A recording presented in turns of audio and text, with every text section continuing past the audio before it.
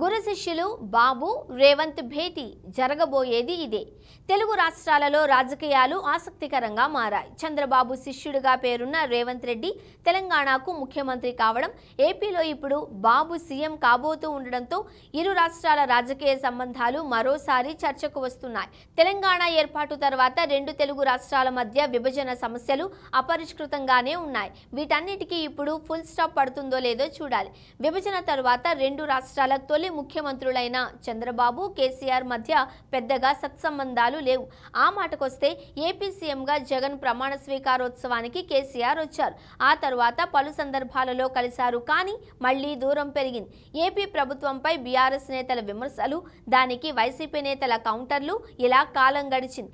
ఇటీవల తెలంగాణలో బీఆర్ఎస్ ఓటమి తర్వాత కేసీఆర్ను మరోసారి సీఎం హోదాలో జగన్ పరామర్శించారు. ఇక రేవంత్ రెడ్డి జగన్ మధ్య ఏ మాత్రం సత్సంబంధాలు లేవు అనే విషయం అందరికీ తెలిసిందే. కనీసం జగన్ తనను విష్ చేయలేదని రేవంత్ రెడ్డి నేరుగా మీడియా ముందే కుండ బద్దలు కొట్టారు. ఇక ఇప్పటి పరిస్థితుల్లో కాస్త మార్పు ఉంది.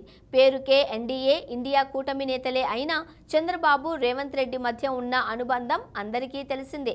ఆ అనుబంధంతోనే ఇరు రాష్ట్రాల మధ్య మళ్లీ స్నేహ సంబంధాలు బలపడతాయనే అంచనాలు ఉన్నాయి. ఈ నేపథ్యంలో ఏపీ ఫలితాల తరువాత తెలంగాణ సీఎం రేవంత్ రెడ్డి ట్వీట్ ఆసక్తికరంగా మారింది. చంద్రబాబు, పవన్ కళ్యాణ్కు శుభాకాంక్షలు చెబుతూ సత్సంబంధాలు కొనసాగిస్తూ సమస్యలు పరిష్కరించుకుంటూ తెలుగు రాష్ట్రాలను అభివృద్ధి పథం వైపు నడుపుదామని రేవంత్ రెడ్డి ట్వీట్ చేశారు.